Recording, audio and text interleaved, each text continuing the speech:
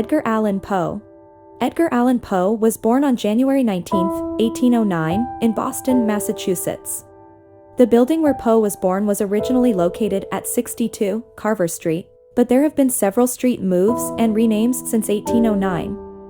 Edgar Allan Poe's birthplace is now on Charles Street South, near Stewart Street in Boston, USA, and died on October 7, 1849, in Baltimore, Maryland. Don't forget to show some love. Please hit the like, subscribe, and click the notification bell. He was an American writer who is well known for cultivating mystery and macabre in his work. Poe pioneered detective stories with his novel, The Murders in the Rue Morgue, 1841. His work often dealt with psychological terror, unrivaled by that of American writers. Some of his most famous poems are Annabel Lee and The Raven, which we will feature in this video. Quote, "All that we see or seem is but a dream within a dream." Edgar Allan Poe. Quote, "We loved with a love that was more than love." Edgar Allan Poe. Quote, "Those who dream by day are cognizant of many things which escape those who dream only by night." Edgar Allan Poe, Eleonora. Quote, "I have absolutely no pleasure in the stimulants in which I sometimes so madly indulge. It has not been in the pursuit of pleasure that I have periled life and reputation and reason. It has been the desperate attempt to escape from torturing memories, from a sense of insupportable loneliness and a dread of some strange impending doom." Edgar Allan Poe.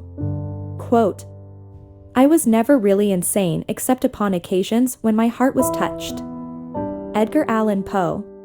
Quote, "There is no exquisite beauty without some strangeness in the proportion." Edgar Allan Poe. Quote, "Believe nothing you hear and only one half that you see." Edgar Allan Poe. Quote, "From childhood's hour I have not been.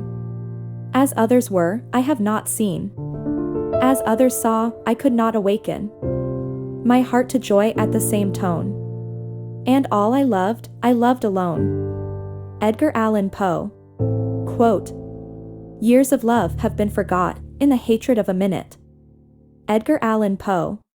Now a reading of Edgar Allan Poe's The Raven.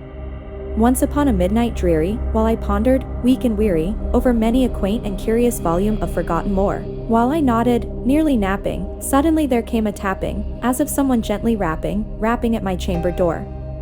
'Tis some visitor," I muttered, "tapping at my chamber door, only this, and nothing more." Distinctly I remember it was in the bleak December, and each separate dying ember wrought its ghost upon the floor. Eagerly I wished the morrow, vainly I had sought to borrow from my book surcease of sorrow, sorrow for the lost Lenore, for the rare and radiant maiden whom the angels name Lenore, nameless here forevermore.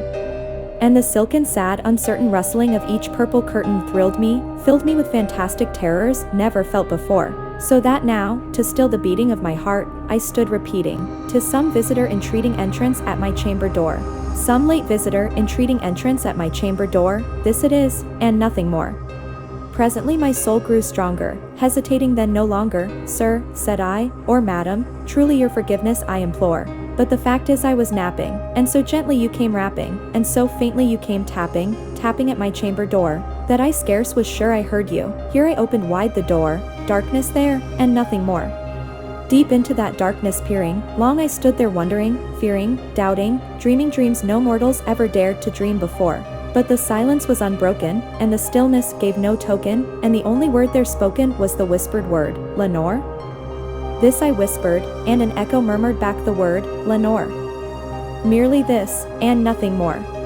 Back into the chamber turning, all my soul within me burning, soon again I heard a tapping somewhat louder than before. 'Surely,' said I, 'surely that is something at my window lattice. Let me see, then, what thereat is, and this mystery explore. Let my heart be still a moment and this mystery explore. 'Tis the wind and nothing more.' Open here I flung the shutter, when, with many a flirt and flutter, in there stepped a stately raven of the saintly days of yore. Not the least obeisance made he, not a minute stopped or stayed he, but, with mien of lord or lady, perched above my chamber door, perched upon a bust of Pallas just above my chamber door, perched, and sat, and nothing more. Then this ebony bird beguiling my sad fancy into smiling, by the grave and stern decorum of the countenance it wore. Though thy crest be shorn and shaven, thou, I said, art sure no craven, ghastly grim and ancient raven wandering from the nightly shore. Tell me what thy lordly name is on the night's Plutonian shore. Quoth the raven, nevermore. Much I marveled this ungainly fowl to hear discourse so plainly, though its answer little meaning, little relevancy bore. For we cannot help agreeing that no living human being ever yet was blessed with seeing bird above his chamber door, bird or beast upon the sculptured bust above his chamber door, with such name as Nevermore. Thank you for watching.